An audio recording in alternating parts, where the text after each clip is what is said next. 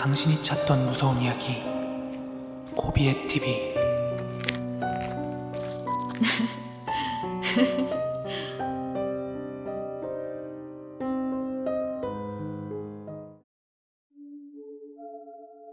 (2022년 7월 27일)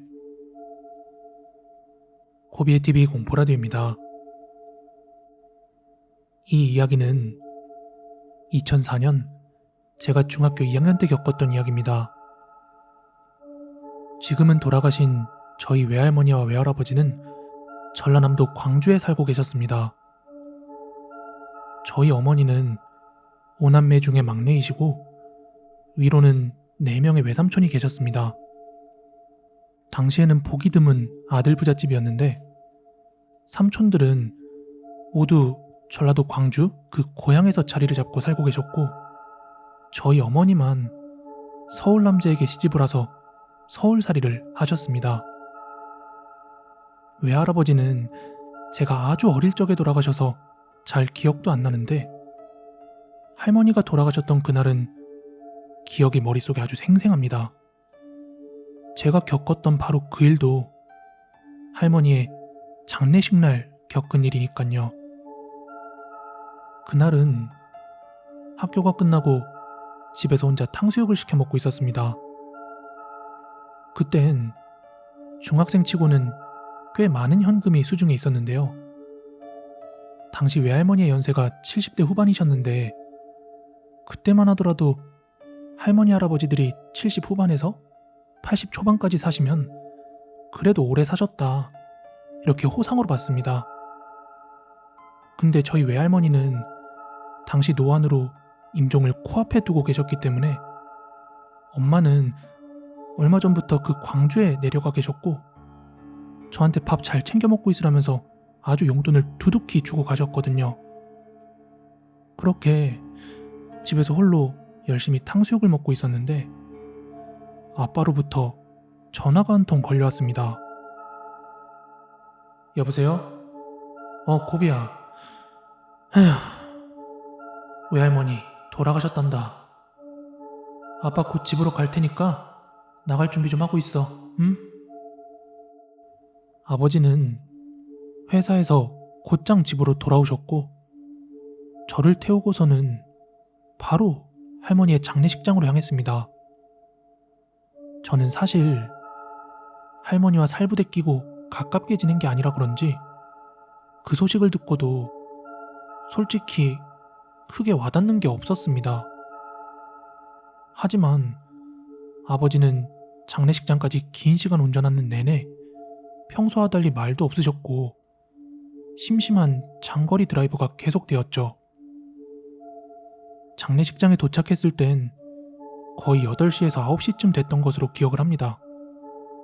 이미 해가 진 밤이었고 아버지를 따라 장례식장으로 올라갔을 땐 온통 울음바다에 엄마는 도대체 얼마나 우신 건지 눈 주변이 탱탱하게 부어 있었습니다. 태어나서 엄마가 우는 모습은 한 번도 본 적이 없었는데 기분이 좀 이상했습니다. 저와 달리 그곳에 계신 많은 분들은 엄청난 상실감에 아이고 아이고 하면서 정말 진심으로 많이 슬퍼하시더군요. 아무튼 저는 자리에 앉아서 간단하게 저녁을 먹고서 멍하니 식장 복도에 있는 벤치에 앉아 시간을 보내고 있었습니다.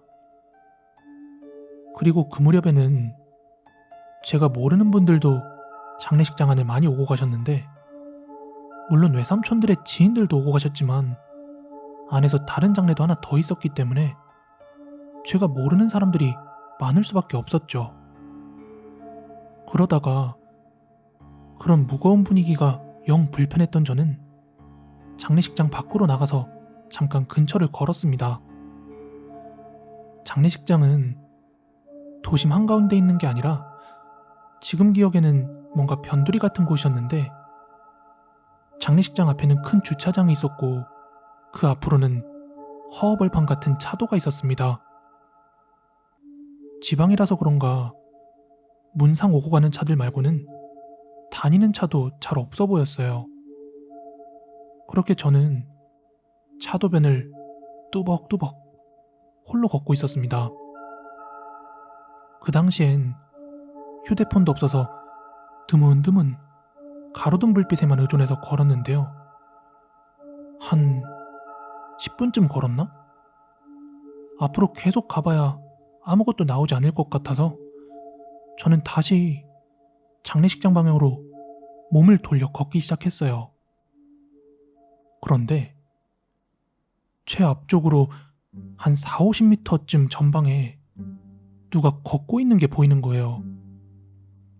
그 사람이 가로등 밑을 지나고 있어서 제법 거리가 있었지만도 분명히 사람의 뒷모습이라는 것을 알아차릴 수 있겠더군요.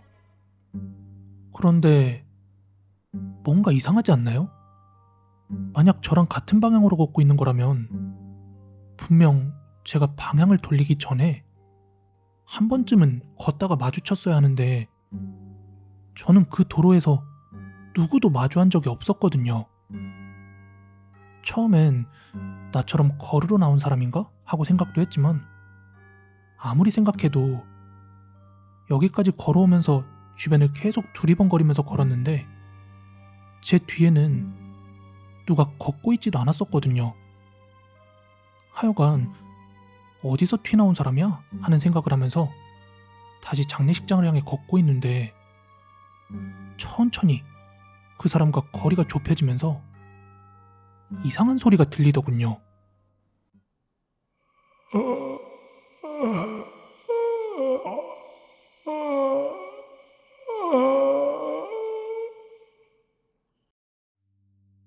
저는 대번에 알겠더군요. 지금 듣고 있는 그 소리가 앞에 있는 그 사람이 내고 있는 소리라는 걸요. 그때부터는 조금 오싹하더군요. 왜 저런 소리를 내는 거야 하면서요. 그래서 거리를 좁히지 않고 일부러 조금 거리를 유지하면서 걷고 있었는데 어느 순간 그 사람이 걸음을 딱 멈추더군요. 그리고는 계속해서 막 이런 소리를 내는데 진짜 너무 이상해 보여서 얼른 빠른 걸음으로 그 사람을 지나쳐서 장례식장까지 뛰어가야지 하고 생각을 했어요. 그렇게 점점 그 사람과 거리가 좁혀져 왔고 그 하는 소리 또한 저에게 가까워지고 있었죠. 그리고 그 사람을 옆으로 지나치며 슬쩍 얼굴을 확인하는 찰나 저는 온몸에 소름이 돋다 못해 가시가 돋는 기분이었습니다. 그 사람의 얼굴은 턱이 뻥 뚫려 피칠갑이 되어 있었습니다. 그 상태로 터덜터덜 걷고 있었던 거고요. 전 진짜 전속력을 다해 뛰기 시작했습니다. 그게 사람인지 귀신인지는 중요치 않았어요. 그냥 제 본능이 뛰라고 시켰습니다.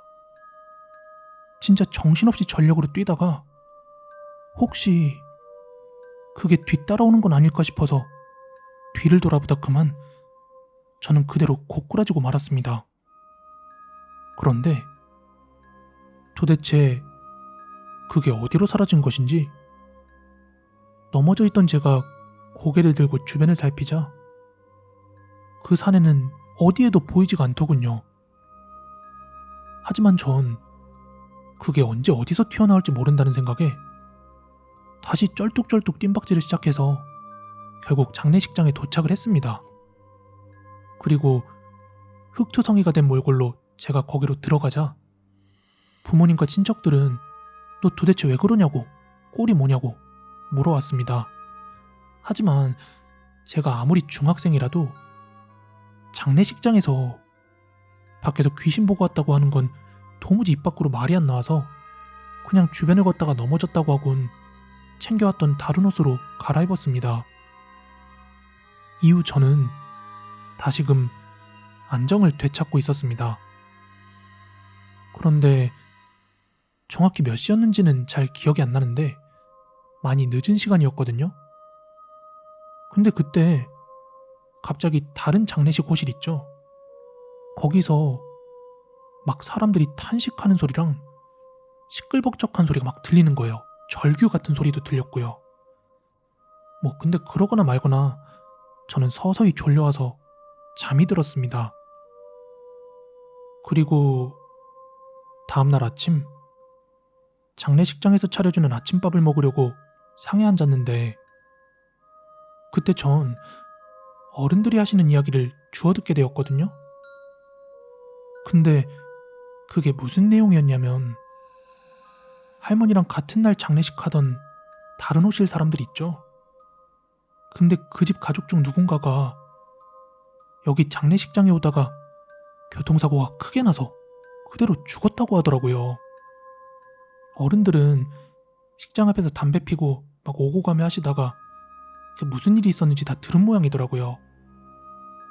그 이야기를 처음 들었을 땐 아무 생각이 없었다가 가만 생각해보니까 전날 제가 봤던 얼굴이 박살난 그 남자, 그리고 한밤중에 옆 호실에서의 절규 소리, 혹시 제가 봤던 그곳은 장례식장에 오다가 사고로 죽은 그분의 영혼이었을까요? 그분은 본인이 죽은 것도 모르고 장례식장을 향해 슬픈 발걸음을 계속했던 걸까요? 오늘 준비한 무서운 이야기는 여기까지고요. 가시기 전에 좋아요, 구독하기 꼭 좀 한 번씩 부탁드리겠습니다. 저는 내일 더 무서운 이야기로 찾아오도록 하겠습니다. 감사합니다.